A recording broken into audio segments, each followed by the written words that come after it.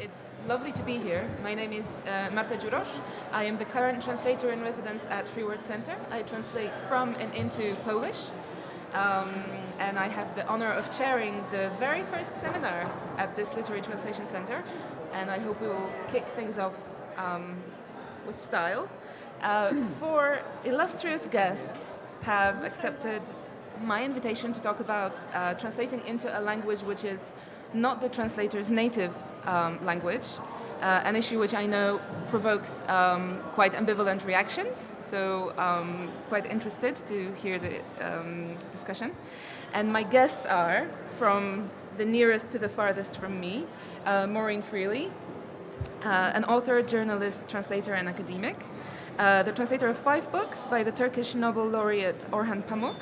She has translated or co-translated a dozen other memoirs, works of contemporary fiction and 20th century classics.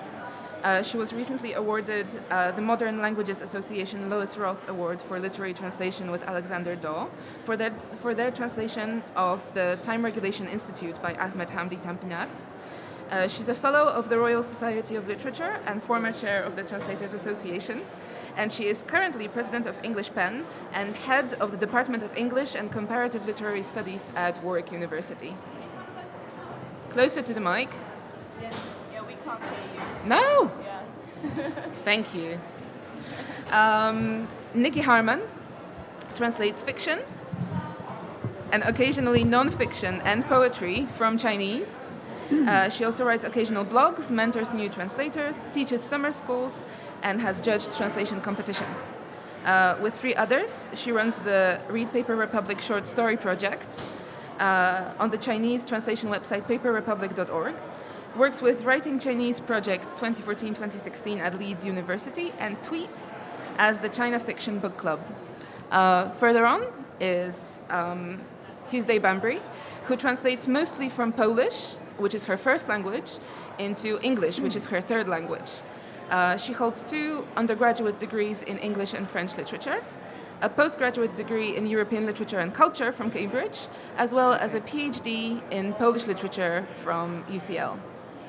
Having worked as a translator of academic texts, in 2015 she completed a BCLT mentorship with Antonia Lloyd-Jones, translating Witold Gombrowicz's travel writing from Argentina, and then went on to win the Harville Secker Young Translators Prize. Her literary translations were published online by Granta in the Paris Review. And on the extreme right, we have Julia Sherwood, who was born and grew up in Bratislava, then Czechoslovakia. After working for Amnesty International for over 20 years, she became a freelance translator in 2008. Based in London, she is editor-at-large with Asymptote. Jointly with Peter Sherwood, she has translated into English many books.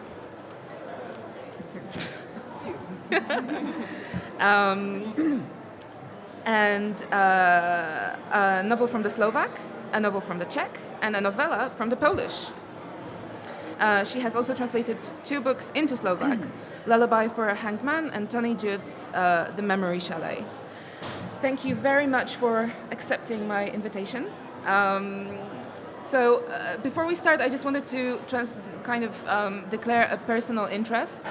I personally think that the proof should be in the pudding, as it were, and it's the identity of the translator and the origin of the translator maybe shouldn't be decisive, but let's have a brainstorm about this.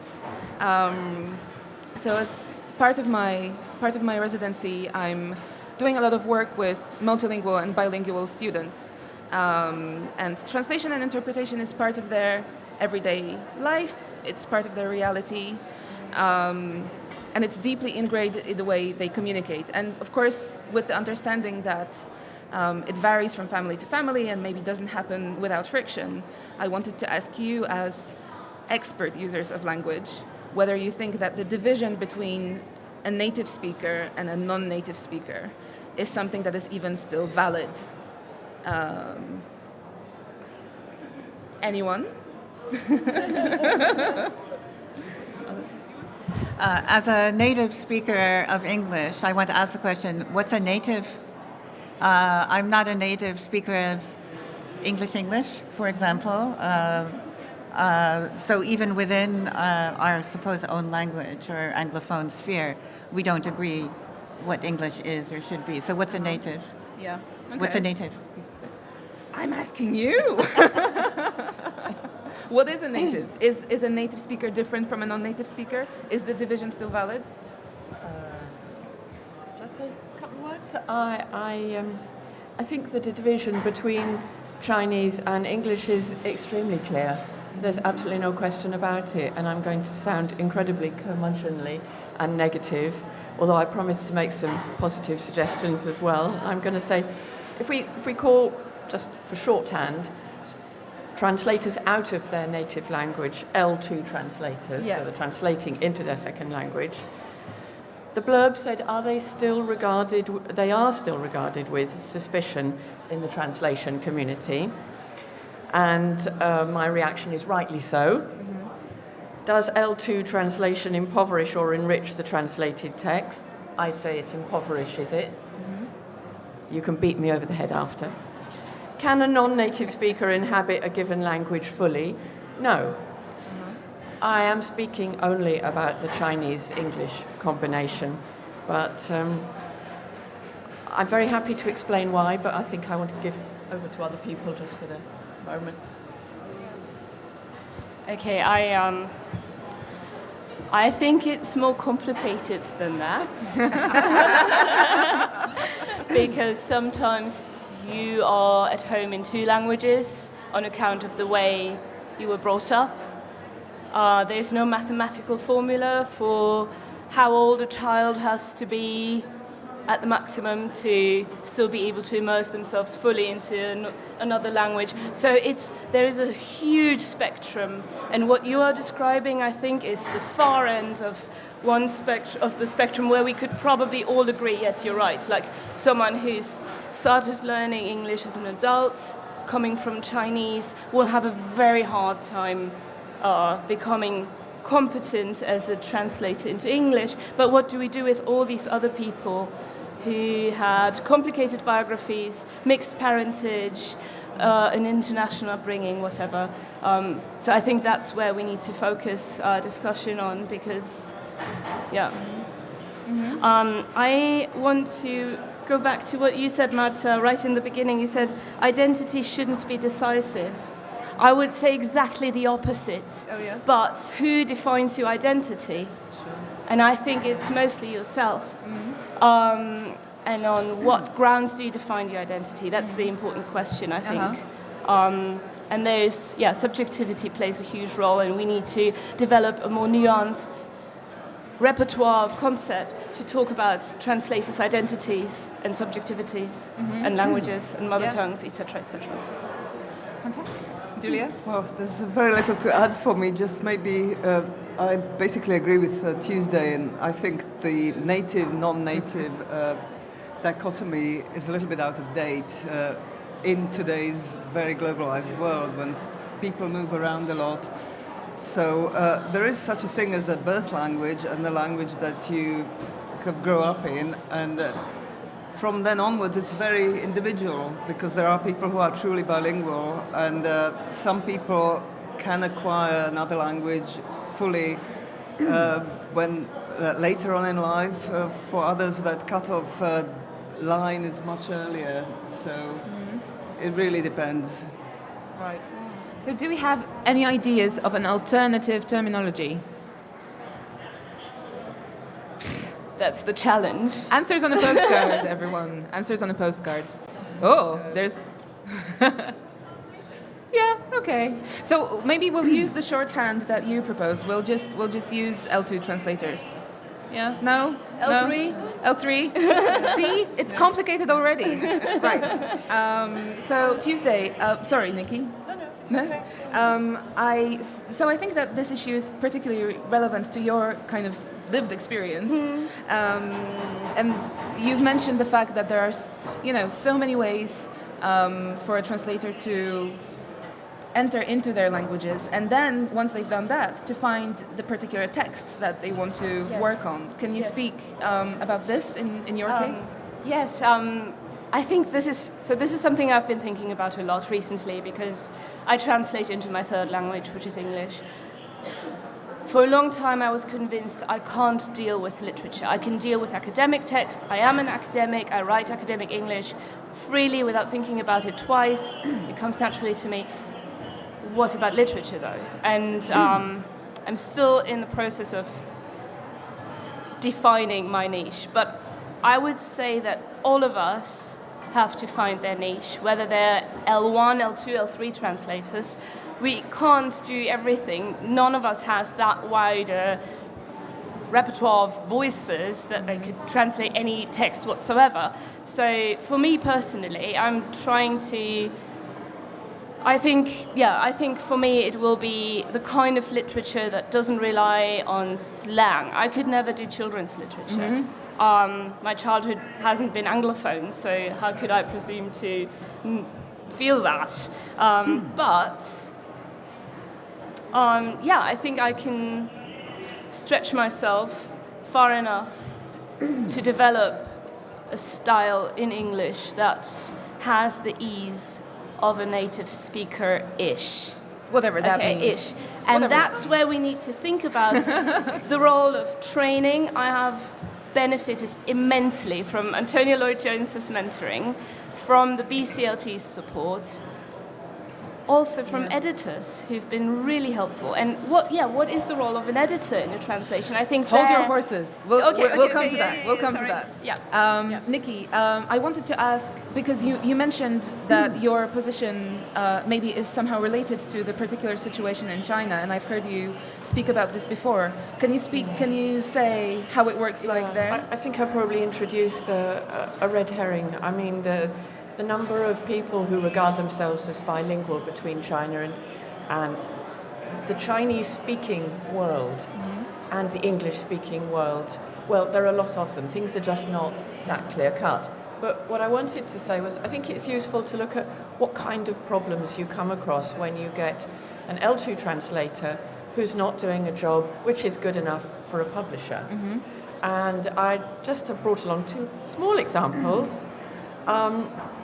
One is register. Register is so important when you're writing in English, and I'm talking about writing fiction. So, for example, I came across this sentence where a woman who's a model is talking to the narrator, and it goes, I'm a model, moreover, a nude model. And I looked at that and I thought, that's very odd. It's the moreover. So the translator had the register wrong completely, and it sounded bizarre, and it wasn't natural dialogue. Of course, it's not an insuperable problem, but it is a problem. And the second example is that dictionaries can be very poor. Even Chinese dictionaries can't actually tell you all the intricacies of the language. And I found a wonderful sentence in one novel. Very well-known writer, respected publisher, and so on.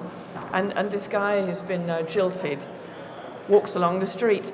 Over and over again, he nauseatingly pledged his love to her. And I went, what? So I found the original Chinese online, and I had a look at it, and it was a lovely word, Roma.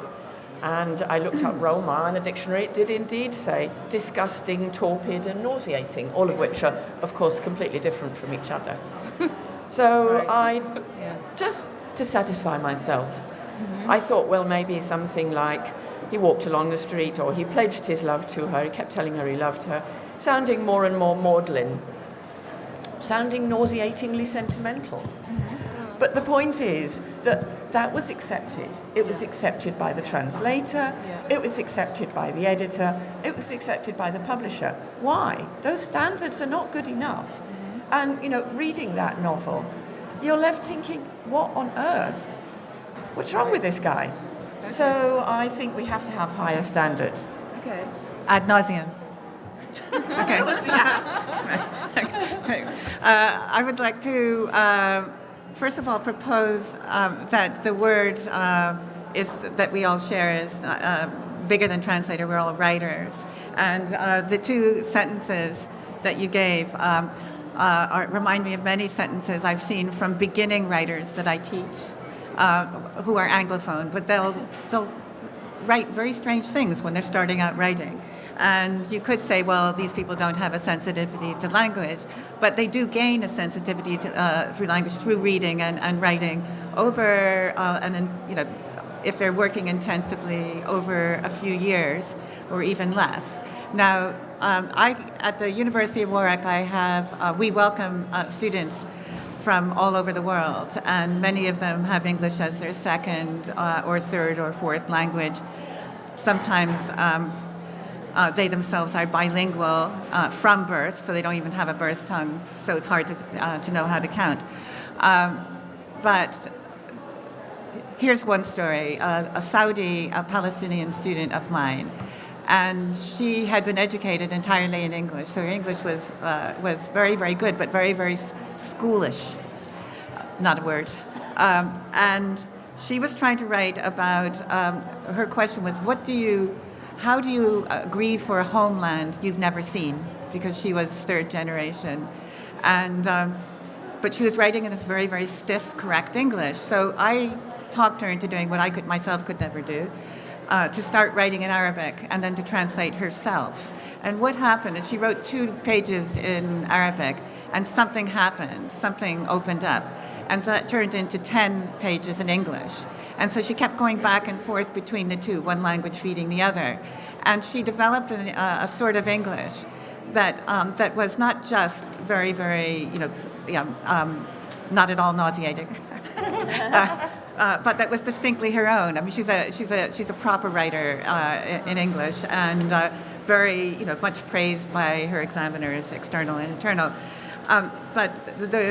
So for me, the key is writing. I'm learning how to write. And if you have more than one language, you are so lucky if you can actually travel back and forth, understanding what language is and what all the things in fiction that lie beneath the language that we try to be sensitive to as translators.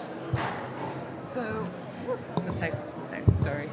So would you say that even if your students are not at home in English to start with, they find a home in it with time? They find a home in English, but they're not locked inside that home either. I can think of another student, Romanian student, who was quite interesting but very stilted in English when she first arrived, and she was only with us for a year. But then the second half of the year, she took poetry, and it just clicked for her. She wrote poetry in English that was publishable and was published. She went back to Romania and became a published poet in Romania. So it's just basically translation is probably the most important thing I'll ever do. But one of the reasons why it's important is that it feeds everything else. We can all be much more ambitious. Mm-hmm. Yeah. Okay. Great. Sorry, this is really awkward. Julia, a question for you, if we can.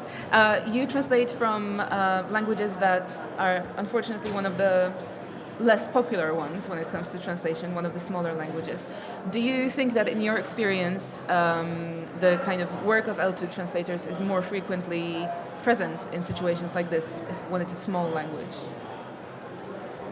Not necessarily. I think, there aren't very many translators of Slovak literature into English, but most of them are, I think, native English speakers.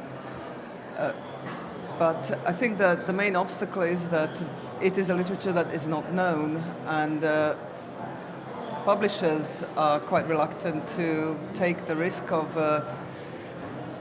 taking on a book by an author they never heard of. Mm-hmm. And so I think I find myself being based here, and I think here in London I'm probably the only one, as a kind of ambassador of Slovak literature. Mm-hmm. And so I see that as my main mission, and that is why I'm doing it, even though I feel like I can't do it on my own. Mm-hmm. And that's why I co-translate with my husband, who in that strict division also wouldn't pass for a native speaker because he was born in Hungary, but he was educated in this country, and I think he has that total fluency in English that between us we can basically find a balance between the smooth idiomatic English and the width of registers, which I feel I lack necessarily because I was in my late 20s when I settled in this country.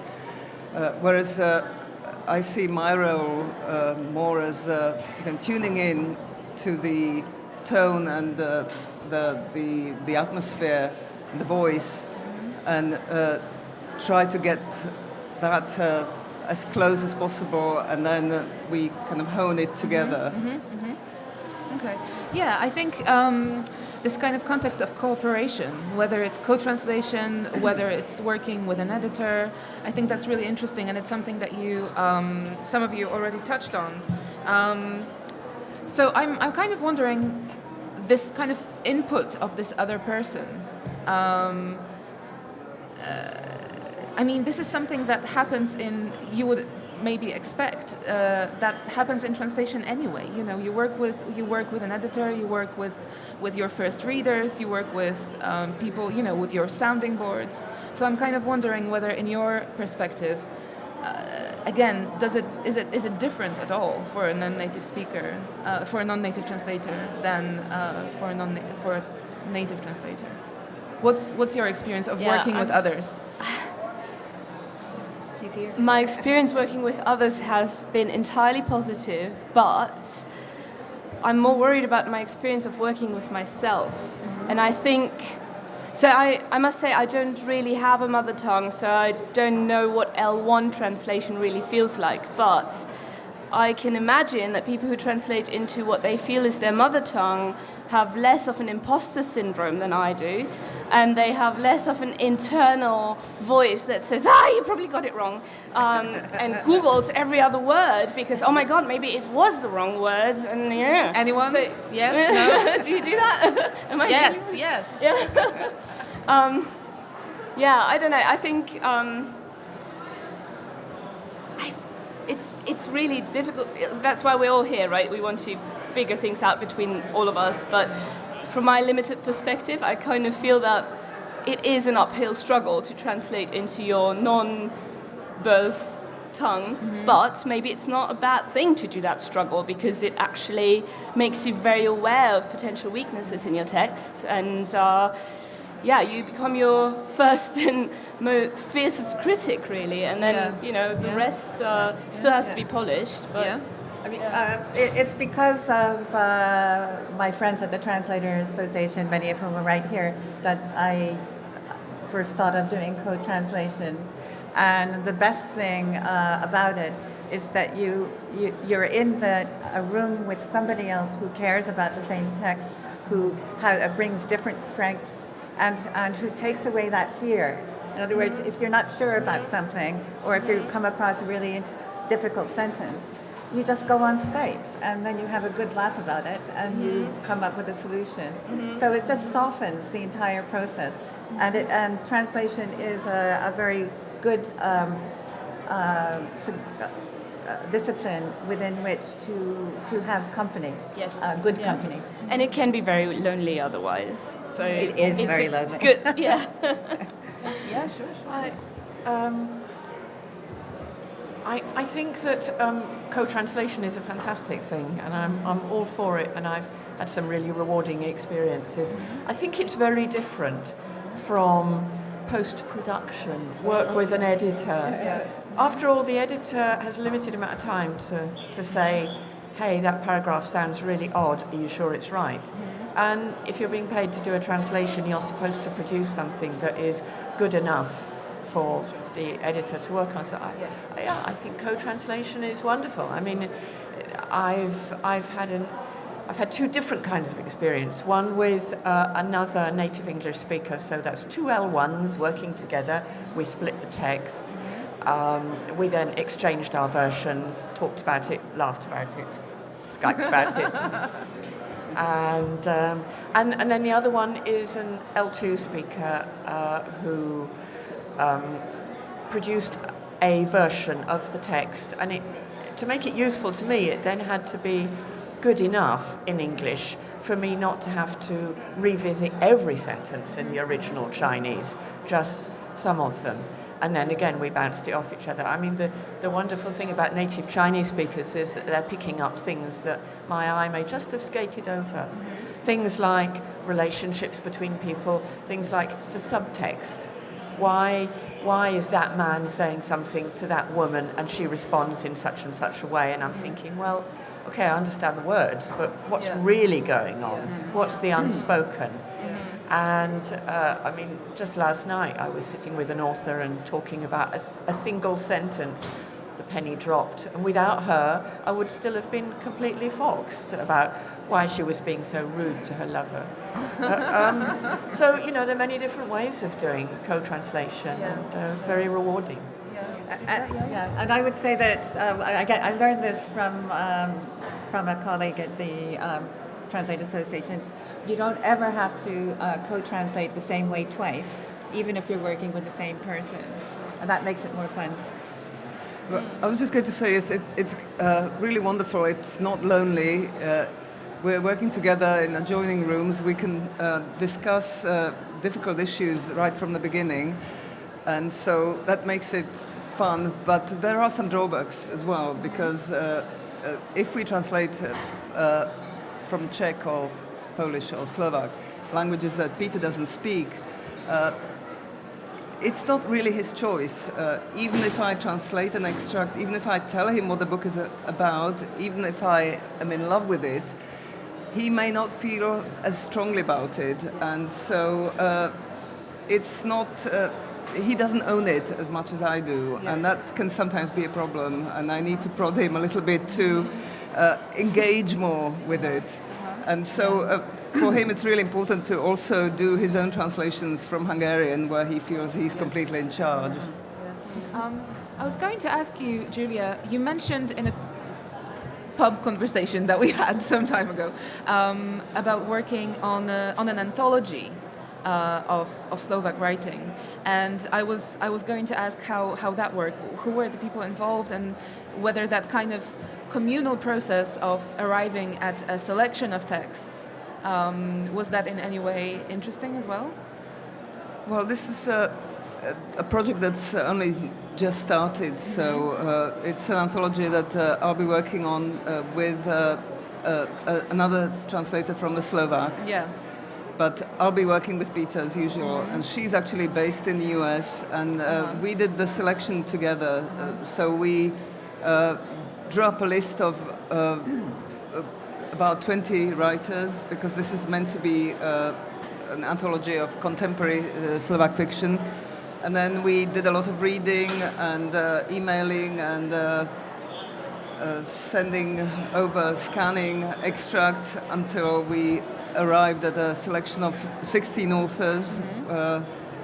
Also trying to make sure that there is a gender balance there, because another anthology that was published quite recently got that woefully wrong, because that featured 13 authors, of which only one was a woman.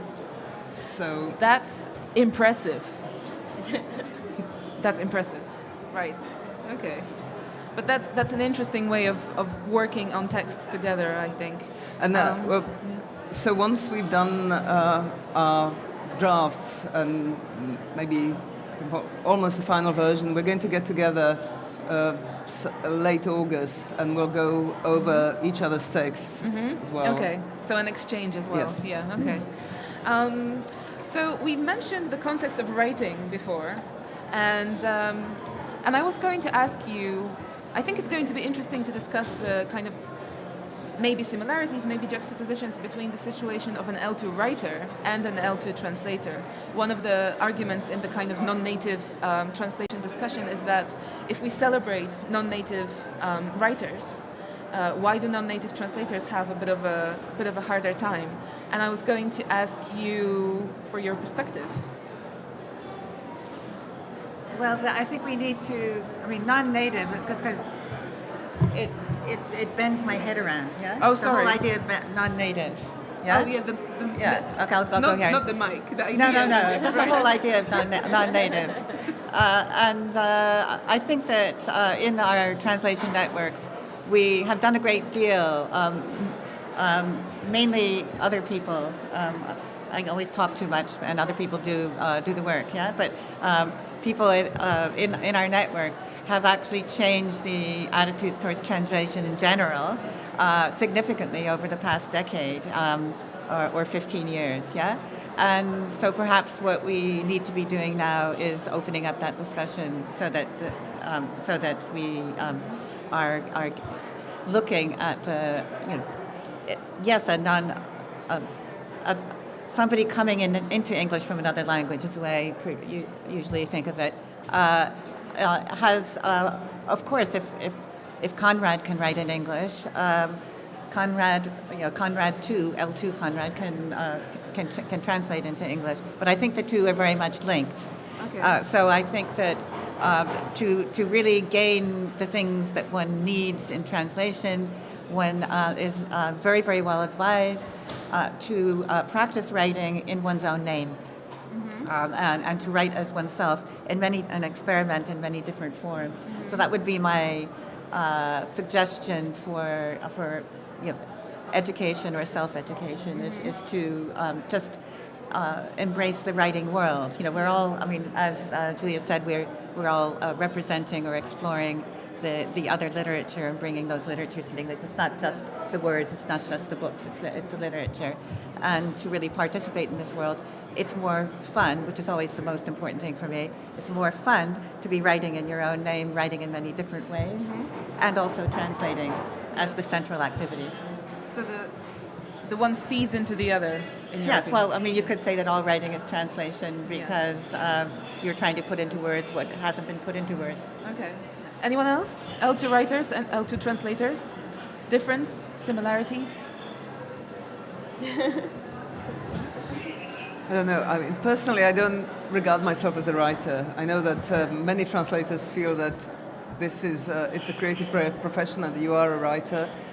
I feel that my job it is to bring the original writer into the other language, and I don't feel I have that much to add myself, and so I wouldn't presume to enrich English just because I feel that it would make it sound better or it would be interesting. But if you're enriching English, you are a writer. You're writing in a particular way, but that's a creative act, and you are adding something to literature. So you're just very modest. Tuesday, anything? Well, yeah, I guess the way I see it is that writing in a language that you have acquired later in life, you are free to choose your voice. You write in the way that you have a certain range of possibilities, and within that range you find your voice, and that's great. As a translator, you'd be very lucky to find a text that falls within that range that you have, if that range is rather limited. So as an L2 writer, people won't know that you, or I don't know how to put this, but you can write in your own voice, and as a translator you need to be able to write in the voice of another, and that voice might be very different from, I can write in French, I can write grammatically correct sentences in French, but I would never translate into French because it's unlikely that the text would fall into that kind of schoolish French that I have. Yeah.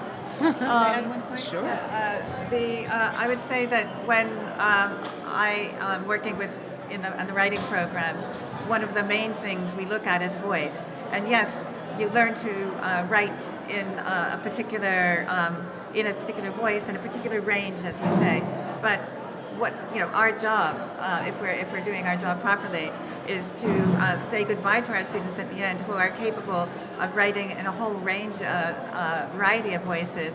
In each voice, the range is larger. So I think that's what you can learn Right. if you're studying writing as writing. It's just that whole idea of voice and how as a writer, Anglophone writer, the most difficult thing is actually to find the voice that can tell the story I want to tell, and that's always changing. That's an example of why you were welcome to be my student. Nicky, you took a note.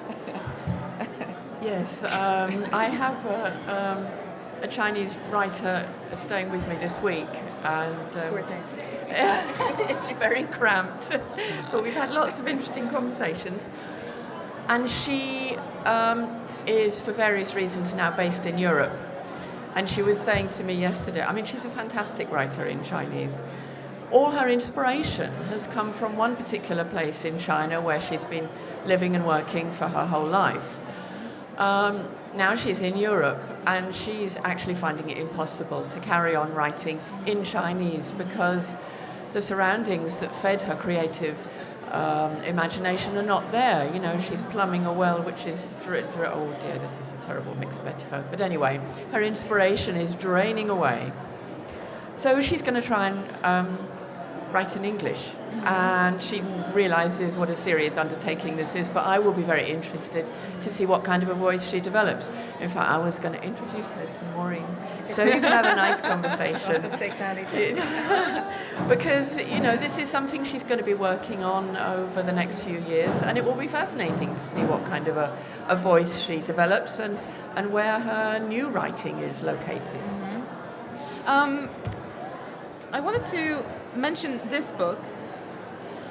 This is one of the very few formalized discussions of the non-native translation issue that I've come across. It's called Another View: Tracing the Foreign in Literary Translation by Edward Stoklosiński. And this is a scholar who works. Is that me? No. A scholar and translator who works with German. And in this book, to put it in very simple terms, he puts across this proposition that a native translator translating a non-native writer will naturally try and smooth it out slightly, smooth out the perhaps intentionally fractured language of an immigrant writer or of an L2 writer. Much is said about the kind of translationese, the English that kind of glosses over specific kind of roughnesses of the source language and of the original work.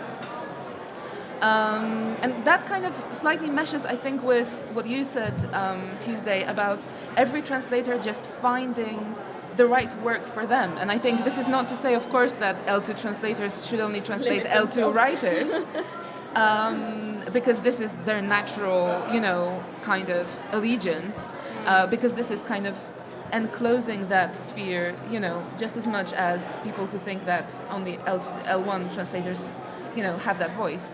But isn't it just the case of there being, infinite amount of sensibilities that fit with an infinite amount of texts, and every translator needs to find what they work with best, regardless of whether they're an L2 translator or an L1 translator?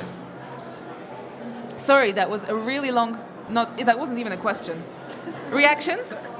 I would just say that finding kind of the type of book that you like to translate is important, but I wouldn't want to limit myself to one particular style, because that would be boring. I mean, that part of the fun is that it's challenging, and that every book is different, and you need to develop that voice to bring across. Be more flexible. Yes. Yeah. Okay. So. I'm going to have to read this book and put my opinion of the mode of. Yeah, dog-eared everywhere. Okay, yeah, okay. But my understanding is that he's talking about. I mean, he is German. Yes, lives in Berlin. I think so. Okay, and so he's talking about what happens to immigrant writers when they're taken out of German into English. Yes, Yeah, but, okay. but by a translator whose first language is English. Exactly. Okay. Yeah. So I have a counterexample then. Okay. Okay. It's a Turkish-German writer, Turkish-born, lived in Germany most of her life, called Sevgi Emine Özdamar, who writes a very distinct sort of German, and she's capturing the cadences of Turkish-German, and she's an actress and dramatist as well. She's very sophisticated about language. Now, I read her first book in English translation. It was done by somebody who who was a native, if we're going to use that word, English speaker. And I could, in the English, I could hear the Turkish. So she was capturing something that she didn't even know where it was, but she was just capturing a certain kind of rhythm, a certain kind of line. So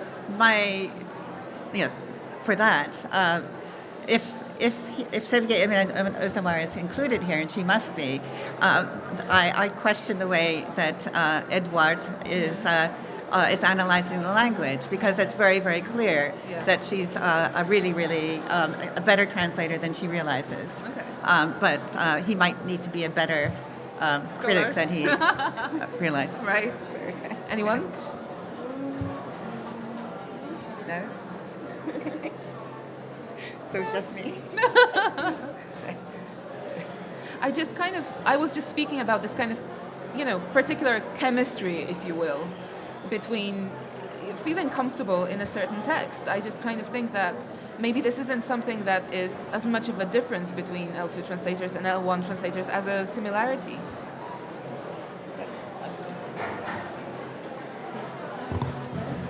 No. Don't you find that nationalism and bigotry comes to play very, very quickly in this area, in which we're actually talking about, writing. The art of writing is fraught with problems. There are 100,000 problems on every page. And we all encounter them. These questions of voice, as I say, are questions that all writers encounter. Writer's block, losing inspiration, all the, feeling lacking confidence.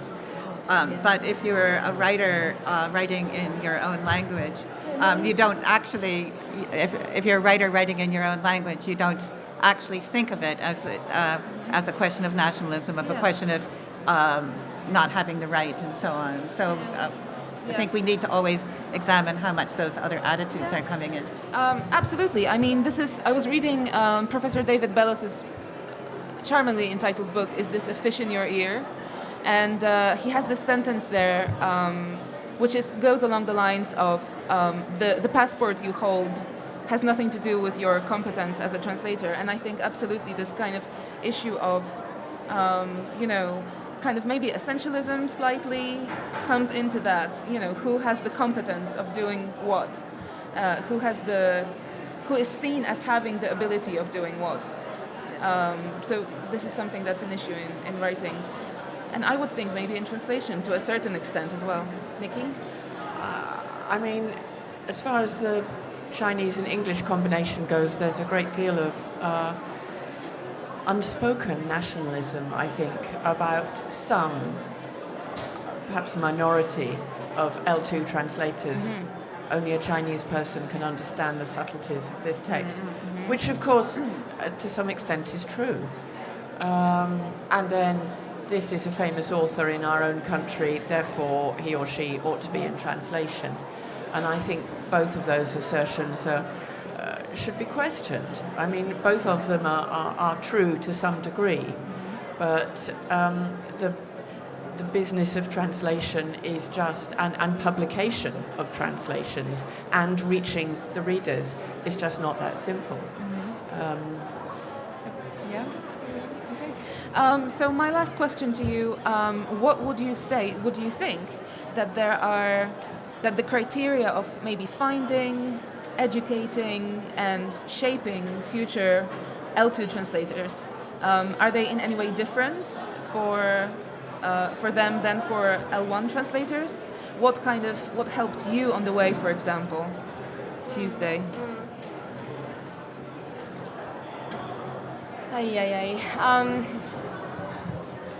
I don't know. I mean, I I think we need more sophisticated and nuanced criteria of selecting competent translators, be they L1 or L2. I mean, a person who's perfectly bilingual in 2 languages doesn't necessarily make a good translator. It's a skill, it's a profession.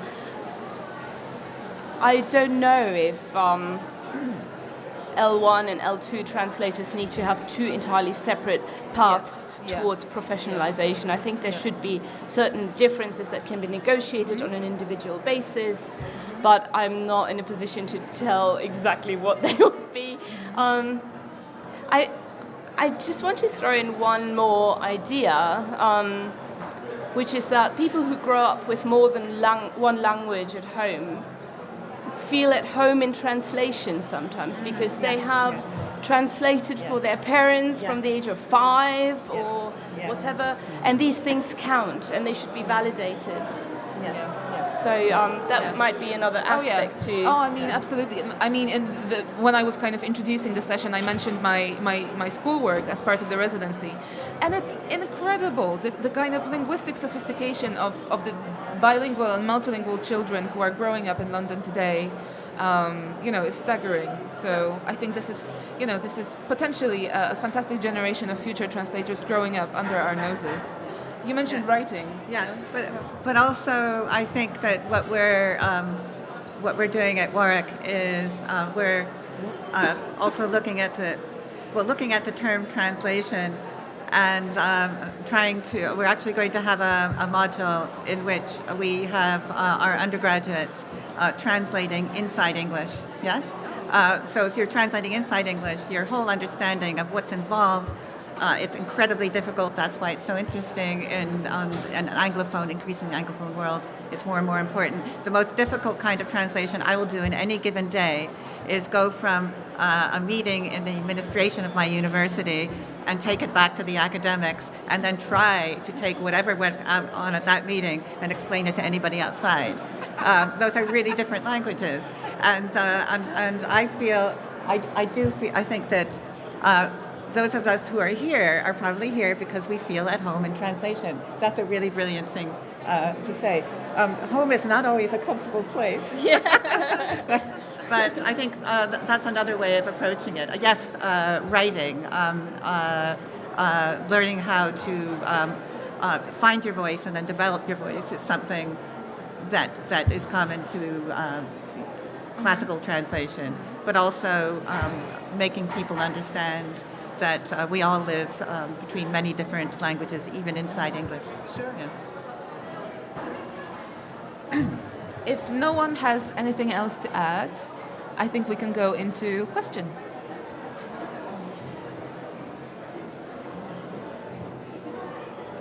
Do we have a... Oh, sorry. Do we have a roving microphone? Sorry, it's on the way.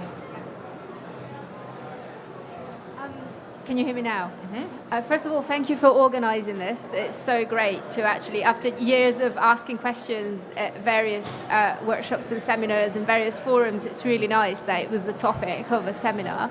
I feel like I exist. And also, I agree with a lot of what's been said. I also don't think that we should be distinguishing between L2 or L3 and L1 translators. And yes, we should be looking for other ways of defining a competent translation.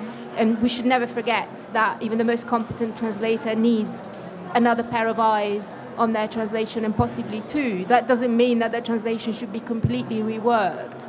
And I don't think it's that big a problem, actually. It's not that massive an issue. It's like, is it good enough or is it not? And that's it, in a way. I mean, I know I'm oversimplifying, but it's not that massive an issue. And when I suddenly decided to do the thing that I'd wanted to do for a long time, which was write in English and then translate into English, which is kind of my childhood language as opposed to my baby language, everything fell into place for me. And as soon as I stopped thinking, I couldn't possibly ever, but it's not allowed, then I just started doing it, and it's been working. I wanted to also make a couple of more specific points, and one is most of my work at the moment is revising and copy editing Italian to English translations, and I have been lucky enough to work on really good pieces by translators who are L2 or L1. I haven't noticed any differences in terms of the type of thing that I needed to rework. So yes, there could be an L1 translator who completely misinterpreted the Italian text in some places, but the native Italian translator sometimes would do that too. And the other way around, sometimes there would be clunkiness in the L1 translator's work because it was a final draft, but it was still a draft. Yeah. And so there isn't that big a difference between these two types of text. And and I find for myself, in terms of translating into English, and I haven't done a long piece yet, but what I find is the most difficult thing is a lack of distance sometimes from the Italian, from the original, like a lack of emotional distance from the original. And just to give one example before I pass on the mic, recently I was translating, 24 author biographies, one after the other. They all had to describe where they lived to begin with. And one person chose to quote from the opening of a very famous classic that I was tortured with at school, like all Italian school children. And I found these quotes there, and I had to translate them and work them into the text. And I just started swearing at the computer in both languages, shut everything down and went to bed, and had to go back the next day and behave like an adult, and it was fine. But I found that because it brought back my inner teenager. Yeah. And that's not a good thing when you're working, I don't think. So sometimes the problem is actually with the source language, not having enough distance. And I think at the risk of sometimes overlooking some particularities of the original, which has been pointed out, I think that emotional distance can be a really good thing. So I have to work on my relationship with my native language, with my baby language, as opposed to my relationship with English is really easy. That's why I use it so much.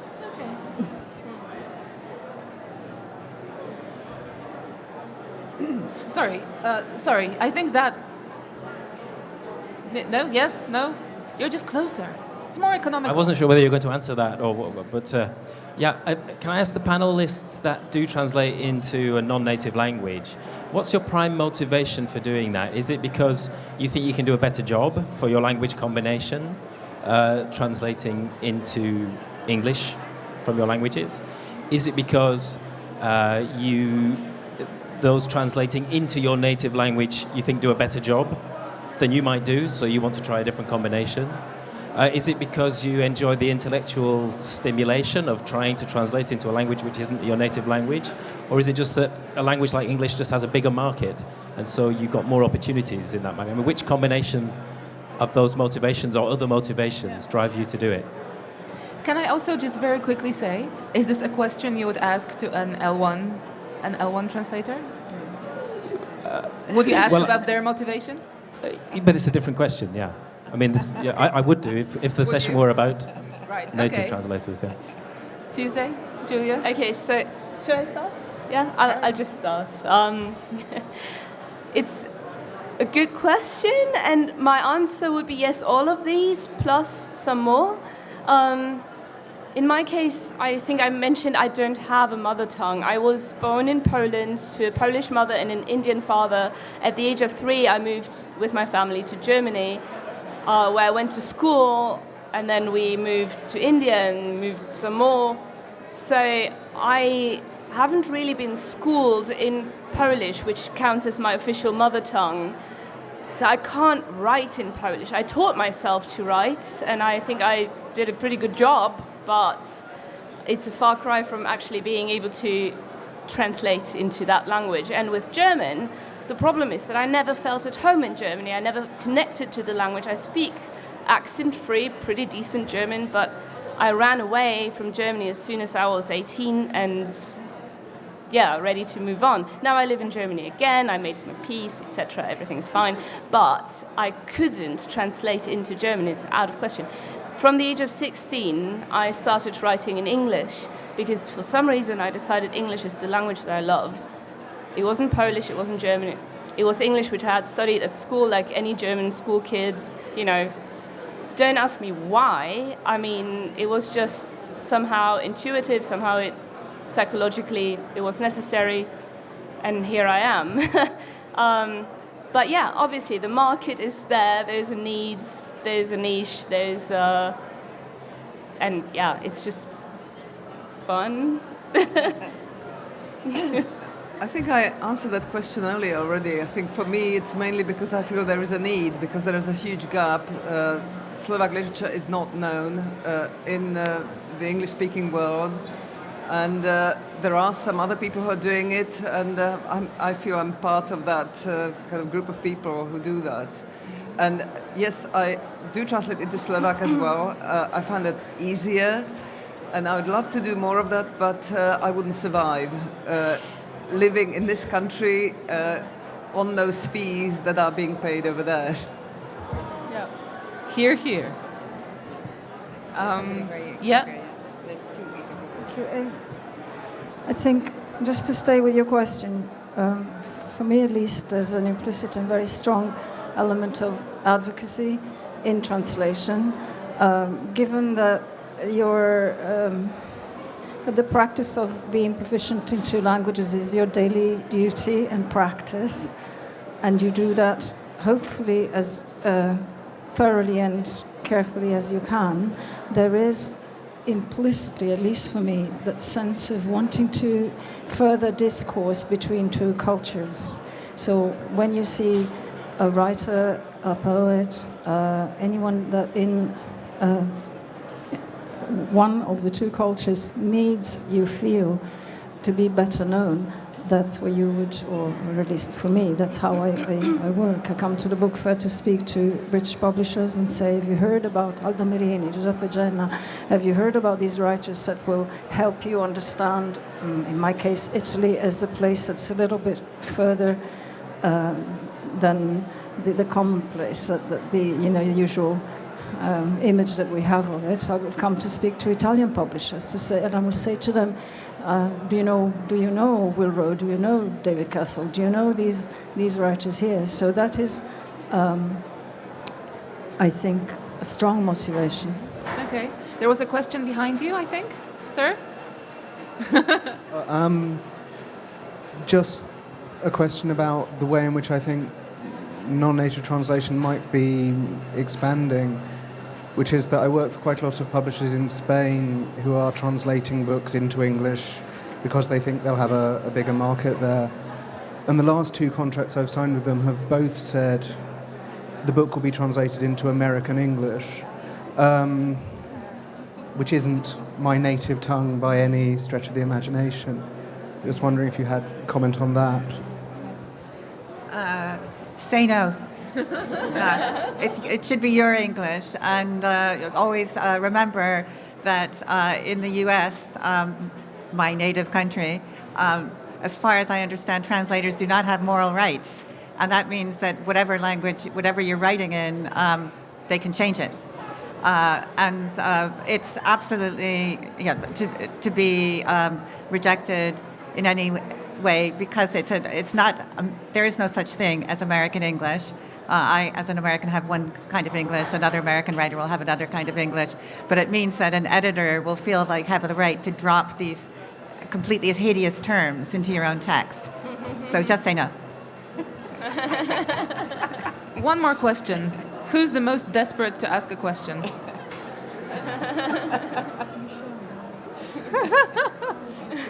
Thank you. It's a simple one. Speaking from your experience, which do you prefer, if any, and why? Translating from or into L2? Thank you. I couldn't translate into Chinese to save my life, so into English. Well, I find it a lot easier to translate into Slovak. It's because I lived there until I was in my mid-20s. That's the language I did most of my formative reading in, and it just comes much more easily. It's half the effort. Right. That was a really quick one. So, sorry, So maybe one more, if we can? Can we? I don't know. Yeah. We can. I just briefly wanted to add that as someone who spent her formative years in the United States and has also done all of my career in the UK in terms of translation, I take issue with the idea that you should just out of hand reject any offer to translate in UK English versus US English. I kind of take what the client requires of me, and there's going to be other issues in the contract that you need to consider before you consider, okay, is it US English or UK English? Right now I work at the Commission and we are required to do UK English, so I spell organization wrong from time to time, but everything else I can get around. You know, there's obstacles that you can get around. That's not too big of a deal. So to decide so quickly, I'm not going to take this opportunity at all because someone might be able to change my work. I think that's a bit much. That's not what I meant. I mean, you want to keep control of the language that you use as a translator, which is almost a different topic for something else. I have a background like yours, and I think that we have a common tongue. We really, really do, and I think both English and American English are changing and intermingling. My issue is with handing away the right to have control over the final text. Yeah. So. Well, I think that was instructive. Please join me in thanking my panelists, Julia Sherwood, Tuesday Bhambry, Nicky Harman, and Maureen Freely. And thank you so much for your attention.